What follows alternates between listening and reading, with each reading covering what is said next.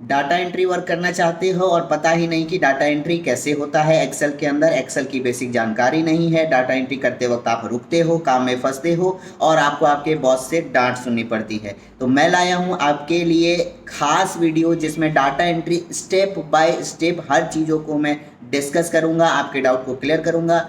जहाँ पे भी आप फंसते होगे मेक श्योर मैं करूँगा कि आप भी जहाँ पर उलझ रहे होगे वैसी चीज़ें मैं यहाँ पे आपको दिखाऊं जिससे कि आपकी नॉलेज और बढ़े और डाटा एंट्री में आप ज़्यादा से ज़्यादा पैसे कमा सकते हो। किसी भी कंपनी के लिए सिर्फ डाटा एंट्री करो और ढेर सारे पैसे कमाओ। तो डाटा एंट्री वाली वीडियो को पार्ट वाइज मैं लाया हूँ। एक पार्ट में इसे कवर करना थोड़ा मुश्किल था तो मैंने कुछ पार्ट्स में इसे बांट दिया है। ध्यान से इन वीडियो को देखना, पसंद आए तो लाइक करना, कमेंट करना, सब्सक्राइब करना और बेल आइकन प्रेस करना मत भूलना। ज्ञानी विंडो चैनल में बने रहिए। राधे राधे सभी को। आज की video how to data entry in Excel, यानी एक्सेल के ऊपर डाटा एंट्री करना चाहते हो लेकिन हो नहीं पा रहा है, कैसे होगा। चलो हमारी वीडियो को देखो और स्टेप वाइज इसे फॉलो करो। काम पड़े तो उसे आप कोशिश करो कि आप मेन चीज़ों को अपने कॉपी में नोट डाउन भी करते चले जाओ। इससे क्या होगा, इससे ये होगा कि जब आप भूलोगे और एक्चुअल में काम करने बैठोगे तो आप मेरी वीडियो को नहीं देखे बिना भी अपने कॉपी के नोट्स से काम कर पाओगे। तो नोट करना बहुत इंपॉर्टेंट है, जरूर नोट करिएगा। सबसे पहला हमारा टॉपिक का पार्ट ये है, पहला ही पार्ट ये है कि हाउ टू स्टार्ट एक्सेल, यानी एक्सेल को स्टार्ट कैसे करते हैं। मान लीजिए डाटा एंट्री तो बहुत दूर की बात है, आपको सबसे पहले एक्सेल को खोलने ओपन करने आना चाहिए। कैसे होगा, तो दो तरीके मैं आपको बताऊंगा। पहला तरीका, आपको स्टार्ट बटन में यहाँ पर जाना है। ये विंडो 10 है मेरा, आप विंडो 7 में जाओगे तो आपको स्टार्ट के लिए यहाँ पे एक ऑप्शन मिलेगा, टाइप हियर टू सर्च। यहाँ पर आपको क्या करना है, यहाँ पे टाइप करना है MS एक्सेल। यहाँ पे आप टाइप करेंगे MS एक्सेल।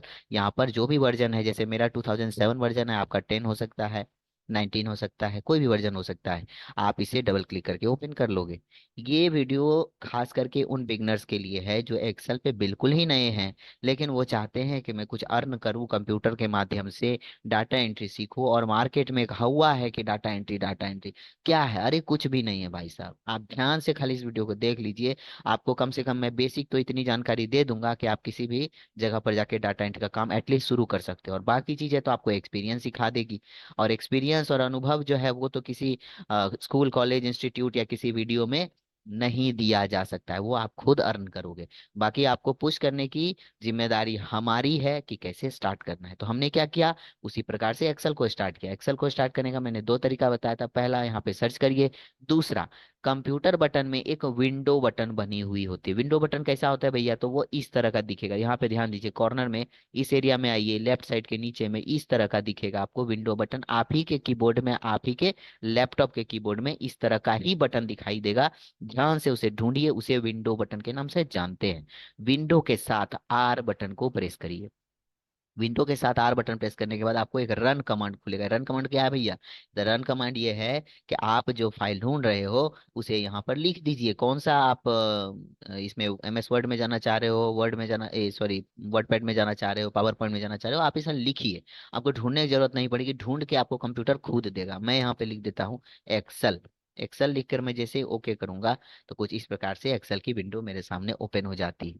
तो एक्सेल का जो ये स्क्रीन है भाई साहब, वो कैसा दिखता है वो थोड़ा समझिए। एक्सेल के स्क्रीन को थोड़ा ध्यान देखिए। मैंने पार्ट वाइज वीडियो क्यों बनाया, मेरा यही एक मोटिव था पार्ट वाइज बनाने का, कि अगर मैं 1.5 घंटे 2 घंटे की वीडियो बना दूं, आप थोड़ा सा वीडियो देखोगे स्किप करके आगे बढ़ जाओगे, आपकी मेन जानकारी जो है वो छूट जाएगी। तो उससे बचने के लिए मैंने इसे पार्ट वाइज बांटा है। मैं आज जो पार्ट ला रहा हूँ वह पार्ट 1 है। तो आप इसे ध्यान से देखिए, इसके स्क्रीन को थोड़ा पहचानिए। स्क्रीन पे जो ये होम लिखा है, इंसर्ट लिखा है, पेज लेआउट लिखा है, फॉर्मूला लिखा है, डाटा रिव्यू व्यू, ये क्या है, ये है मेन्यू बार। मेन्यू बार समझते हो कि इसके अंदर आपको बहुत सारे ऑप्शन छुपे हुए मिलेंगे। जो भी काम करोगे तो आपको ऑप्शन चाहिए होगा, ऑप्शन कहाँ मिलेगा, मेन्यू बार में मिलेगा। खाना खाने होटल में जाते हो तो आपको एक मेन्यू कार्ड मिलता है ना, कि उसके पास क्या ऑप्शन है खाने में, वो आपको दिखाता है। वैसे ही ये मेन्यू बार है जिसके अंदर क्या ऑप्शन है काम करने से रिलेटेड, यह आपको दिखाता है। तो अभी जो है हम हैं होम मेन्यू में। इंसर्ट मेन्यू में जैसे ही आप क्लिक करोगे, देखिए इसका जो है मेन्यू ऑप्शन चेंज हो जाता है, यानी इसका ये जो पट्टी कहलाती है, हर टैब के अंदर, यानी हर मेन्यू, इसे टैब भी कहते हैं, होम टैब, इंसर्ट टैब, इसे मेन्यू या टैब दोनों के नाम से जानते हैं, ध्यान रखिएगा। अगर कोई टैब कहे तो परेशान नहीं होना है, मेन्यू बटन को टैब बटन बोलते हैं। एकदम बारीकी से ध्यान दीजिए, इस वीडियो को स्किप मत करिए, मैं बार बार कह रहा हूँ, इस वीडियो को स्किप करके मत देखिए। ध्यान से हेडफोन लगाइए कान में। हालांकि हेडफोन लगाने लायक बातें मैं करता नहीं हूँ, मैं बहुत साफ सुथरी बात करता हूँ, कोई भी अभद्र भाषा का इस्तेमाल मैं नहीं करता हूँ, लेकिन फिर भी कान में हेडफोन इसलिए गए, कंसंट्रेशन बना रहेगा। ये जो मेन्यू बटन है भैया, इसके अंदर जो ये खुलता है ना, इसे कहते हैं रिबन, या पट्टी भी बोल सकते हो आप। देसी ठेठ लैंग्वेज में आप पट्टी बोल दीजिए, और नॉर्मल भाषा में आप इसे रिबन के नाम से जानते हैं। होम का ये रिबन एरिया, इंसर्ट का रिबन एरिया, पेज लेआउट का ये रिबन एरिया, सभी रिबन एरिया में अलग अलग प्रकार के ऑप्शन दिए गए हैं, और सभी ऑप्शन अलग अलग काम में लाए जाते हैं, इस्तेमाल किए जाते हैं। तो ये जो टैब है इस प्रकार का दिखता है, रिबन इस प्रकार का दिखता है, यह ऑप्शन है, सेल का नाम यहाँ पर दिखाई देता है। यह जो है ऑप्शन, यह सेल का नेम, नेम बॉक्स के नाम से भी हम इसे जानते हैं। नेम बॉक्स किसका, ये जो अभी मैं आगे बताने वाला हूँ इसका name box. Name box, file का नाम यहाँ नहीं दिखता है, फाइल का नाम जो है इस एरिया में दिखता है। मैं थोड़ा सा इसको जरा सा आपको जूम करके दिखाता हूँ, ये जूम नहीं हो सकता है, माफ कीजिएगा, मैं स्क्रीन जूम कर रहा था। यहाँ पर आपका फाइल का नाम दिखाई देता है, ये नेम बॉक्स किसी और चीज के लिए, ठीक है। तो यहाँ पर हम जो है क्लोज बटन, मैक्सिमाइज, मिनिमाइज, तो इतना तो आपको पता ही होगा, अगर आप कंप्यूटर खोलने जान रहे हो तो आपको ये सब पता होगा। ये है आपका ऑफिस बटन, सेव करना है, सेव एज करना है, ओपन करना है, प्रिंट करना है, प्रीव्यू करना है, प्रिंट करने से पहले देखना है, एक्सेल ऑप्शन में जाना है, ये सारी चीजें आपको यहाँ से करके मिलेगा, ठीक है।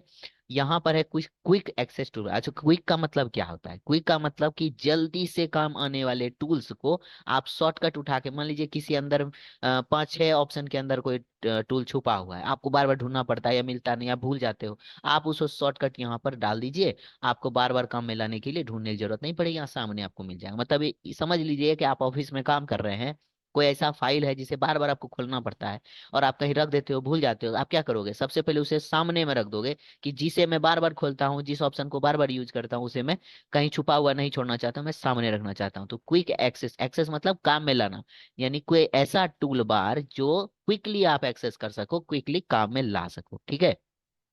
इस चीज को हमेशा ध्यान रखिएगा, इसे भी मैं बताऊंगा कैसे अपने इस्तेमाल में आप ऐड कर सकते हो किसी ऑप्शन को। जैसे यहाँ पे आपको कोई टूल बार ऐड करना कैसे कर सकते हैं, वो भी मैं आऊंगा उसके ऊपर, मैं धीरे धीरे उसके ऊपर आऊंगा।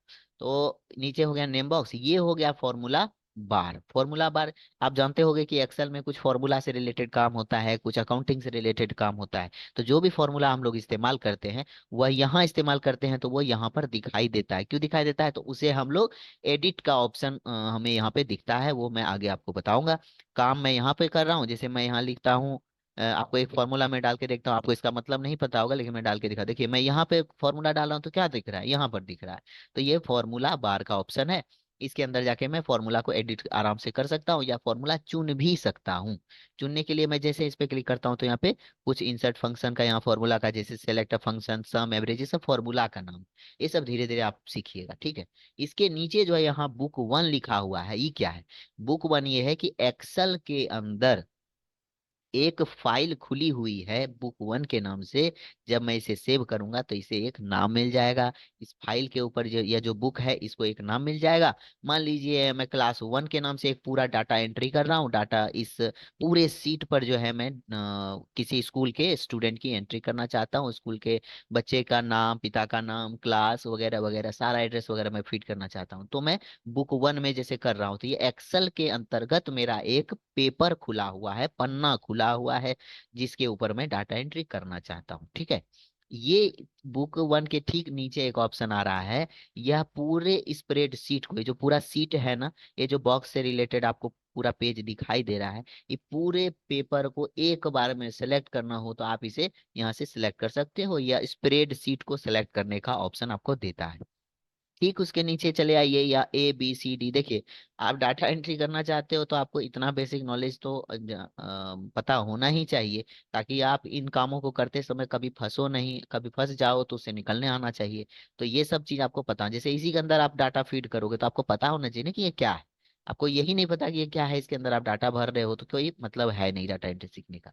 यह जो छोटे छोटे बॉक्सेस बने गए, जैसे यहाँ ABCD, ये सब क्या है? ये सब कॉलम का नाम, जितनी भी लंबी रेखाएं हैं वह सभी कॉलम कहलाती। कॉलम का परिभाषा यह है कि जितनी भी लंबी रेखाएं हैं यानी गिरी हुई लाइंस हैं ये सभी कॉलम कहलाती है। जितनी तिरछी लाइन से आड़ी रेखाएं हैं वह सभी कॉलम कहलाते, सॉरी, रो कहलाती है। जितने हॉरिजॉन्टल लाइन है वह रो कहलाती हैं, जितने वर्टिकल लाइंस है वह कॉलम कहलाते हैं। इसे ध्यान रखिए। ABCD से ये देखिए कितना आगे गया है। मैं अगर इससे आगे बढ़ूं, यहाँ से आपको क्लिक करके दिखाऊं, देखिए इस एरिया में यहाँ पे एक छोटा सा एरो बना हुआ है, इसे मैं क्लिक कराऊं तो देखिए जेड पे खत्म हो गया था, लेकिन ये क्या हुआ, डबल ए से स्टार्ट हो गया। फिर ऐसे बढ़ते चले जाएंगे और भी ऑप्शन आएगा। ये कितना लास्ट तक आप जा सकते हो यह अगर आप देखना चाहते हो तो सिंपली आप अपने कीबोर्ड से कंट्रोल बटन के साथ नेविगेशन की एरो की राइट एरो, आप नेविगेशन की मतलब होता है कि कीबोर्ड के ऊपर 4 तीर का निशान है, एक ऊपर नीचे दाएं बाएं दिखाई दे रहा है, उसमें आपको राइट साइड में जाना है यानी दाएं साइड में। तो कंट्रोल के साइड दायां बटन प्रेस करोगे सबसे लास्ट वाले कॉलम में आपको लेके चला आएगा। क्या करना है, कंट्रोल के साथ राइट एरो प्रेस करोगे तो सबसे लास्ट जो इसका पास कॉलम है, इसके आगे इसके पास कॉलम है ही नहीं। एक्सेल में एक बुक में, एक बुक वन में या एक स्प्रेड सीट में, इस पूरे सीट को स्प्रेड सीट बोलते हैं। स्प्रेड मतलब बटा हुआ, छोटे छोटे भागों में बटा हुआ। यह जो है लास्ट कॉलम में आपको लेके चल जाता है जिसका नाम है XFD है। देखा आपने, ए से शुरू हुआ, उसके बाद ये कहाँ तक लास्ट जा सकता है, XFD तक। वापस आपको आना है जहां मैं था एकदम पहले सेल में पहले कॉलम में, तो कंट्रोल के साथ लेफ्ट बटन प्रेस कर दीजिए, ये दोबारा आपको अपनी जगह पर वापस लेके चला आएगा। इसी प्रकार रो अगर मैं नीचे की तरफ स्क्रॉल करूं, देखिए यहाँ बढ़ते चले जा रहे हैं, काफी नीचे जा रहे हैं। अब ये सबसे नीचे जाना है एक ही बार में, हमको जानना है कि कितना आखिर इसके अंतर्गत रो है, यह जानना। कंट्रोल के साथ डाउन एरो प्रेस करिए तो यहाँ 10 लाख, थोड़ा मोड़ा नहीं, देखिए 10,48,576। यह चीज मैं इतने जोर से इसलिए कह रहा हूँ, इतना जोर देकर इसलिए कह रहा हूँ कि सरकारी नौकरी में कई बार पूछा गया है कि एक्सेल के एक स्प्रेडशीट पर कितने रो होते हैं, यानी कि रो की संख्या कितनी होती है एक एक्सेल के एक स्प्रेडशीट पर, या एक्सेल में डायरेक्ट पूछेगा एक्सेल में रो की संख्या कितनी होती है, तो आपको क्या याद रखना है, 10,48,000। आप इसको नोट कर लीजिए, 10,48,576। इसी प्रकार आपको लगेगा कि सर आपने ये तो बताया नहीं, या फिर आप सर बोलिए, भैया बोलिए, जो भी आप चाहते हो मुझे बोल सकते हो। आप बोलिए कि सर आपने ये तो बताया ही नहीं कि कॉलम कितने होते हैं। बिल्कुल सही बात है, मैंने नहीं बताया। मैं वापस अपने जगह पे आ जाता हूँ। यह जानने के लिए आपको क्या करना है, सिंपली कंट्रोल के साथ इस बटन को प्रेस करना है। कौन सा बटन है ये, अभी मैंने बताया था। पूरे स्प्रेड शीट को सेलेक्ट करने के लिए इस ऑप्शन में हम लोग जाते हैं। आप माउस से लेफ्ट क्लिक करेंगे और अपने लेफ्ट हैंड से कंट्रोल बटन को प्रेस करेंगे। जब मैं दोनों साथ में प्रेस करता हूं तो कुछ इस प्रकार से ऊपर में ऑप्शन बना हुआ आ रहा है, जिसमें कि रो की संख्या 10,48,576 आर मतलब रो, और कॉलम की संख्या 16,384 सी यानी कॉलम। तो कॉलम की संख्या क्या हो गई, 16,384। तो मैंने ये भी कवर कर दिया। अब आप हमको ये नहीं बोल पाओगे कि आपने कॉलम का नंबर तो बताया ही नहीं। तो कुछ इस प्रकार से मैं यहाँ पर पूरे सीट को आपको एक बार में व्यू करके दिखा दिया। अब उसके ठीक नीचे अगर आप आइएगा ना तो आप देखिएगा कि यहाँ पर लिखा है सीट 1, यानी कि एक्सेल के ऊपर जो यह पहला सीट खुला है, ऐसा ऐसा कई सीट आप जोड़ सकते हो। कैसे जोड़ सकते हो, तो इसके बगल में एक ऑप्शन दिया गया है, इस पर आप लेफ्ट क्लिक प्रेस करिए, देखिए सीट 2 खुल गया, लेफ्ट क्लिक प्रेस करिए, सीट 3 खुल गया, सीट 4 खुल गया, सीट 5। इस तरह आप खोलते चले जाइए। एक ही फाइल में, एक ही एक्सेल के फाइल में कई सीट आप जोड़ सकते हो। और सीट के ऊपर इतने सारे रो हैं, इतने सारे कॉलम है कि कभी भी पूरे डेटा एंट्री में मतलब जब भी बड़ा से बड़ा डाटा एंट्री हुआ है, उन सभी कॉलम और रो की आवश्यकता कभी पड़ी ही नहीं है। ठीक है, मैं तो अभी तक नहीं जान रहा हूँ ऐसा कोई डाटा शीट जिसमें कि पूरे सीट का इस्तेमाल हुआ हो। अगर होता भी होगा तो सीट 2 भी है हमारे पास खत्म होने के बाद, सीट 3 भी है हमारे पास खत्म होने के बाद। इस प्रकार से हम यूज में ला सकते हैं। इसे मैं यहाँ से हटाने के लिए सिंपली, जैसे मैंने बहुत सारे सीट को ओपन कर लिया, आप हटाने के लिए क्या करोगे, राइट क्लिक, यहाँ से डिलीट, फिर राइट क्लिक, यहाँ से डिलीट। ये सब बहुत आसान फॉर्मूला है। ठीक है, अब आते हैं सेल की बारी।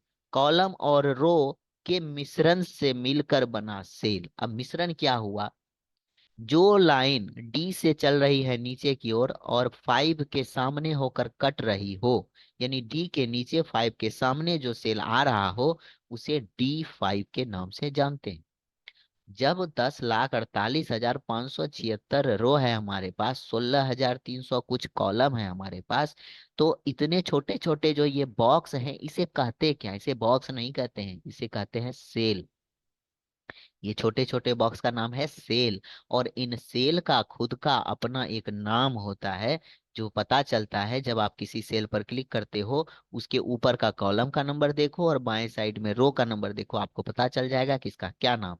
कॉलम ई और रो 6 यानी इसका नाम E6, G11, G1, G3, इस तरह से हम लोग सेल के नाम को पहचानते हैं। अगर मैं कहूंगा कि A1 में चले जाओ तो A1 आपका यह सेल हो गया। मैं कहूंगा B5 में चले जाओ तो B के नीचे 5 के सामने यह सेल हो गया। यहाँ पर सेल का नाम दिखाई दे। मैंने कहा था ना कि ये नेम बॉक्स है। किसका नेम बॉक्स है? ये सेल का नेम बॉक्स। जो भी सेल आप सिलेक्ट करते हो वह आपको दिखाता है नेम बॉक्स के अंतर्गत। ठीक है।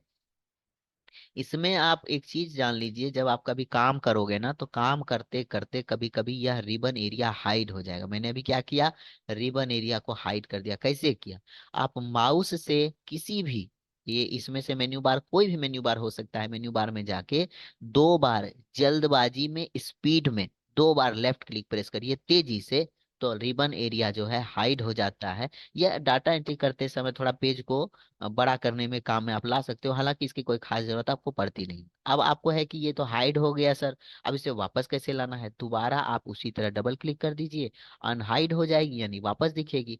इसी का एक शॉर्टकट मैं आपको पिछले क्लास में बता चुका हूं। अगर आप मेरी वीडियो देखते हो, नहीं देखते हो, तो मैं इस वीडियो के लास्ट में उसका लिंक भी, उसका ऑप्शन भी वीडियो का डाल दूंगा। उसमें मैंने फंक्शन की को बताया है। फंक्शन की F1 से लेके F12 तक जो आपका कंप्यूटर में बटन होता है कीबोर्ड में, उसे फंक्शन की के नाम से जानते हैं।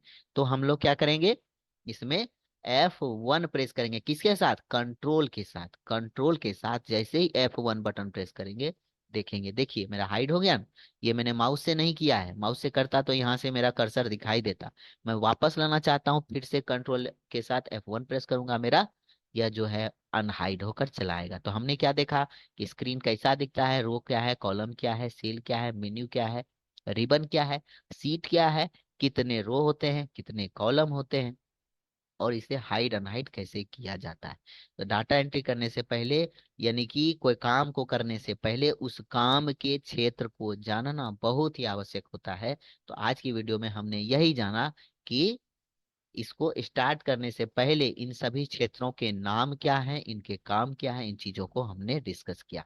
अगली वीडियो जो मैं पार्ट 2 लाऊंगा, यह इस बारे में होगा कि हम लोग डाटा एंट्री स्टार्ट कैसे। मैं चाहता तो इसी पे डाटा एंट्री स्टार्ट करके दिखा देता, पर यह वीडियो काफी लंबी हो जाएगी आपके लिए। तो आपने जो भी अभी सीखा उसे आप कॉपी में नोट डाउन करिए, वीडियो को पॉज करके स्क्रीनशॉट लेके आप चीजों को समझिए, नोट डाउन करिए। अब इसके बाद मैं अगली वीडियो में डिस्कस करता हूँ कि डाटा एंट्री को स्टार्ट कैसे किया जाता है, किसी सेल के अंदर डाटा को एंट्री करना स्टार्ट कैसे करते हैं।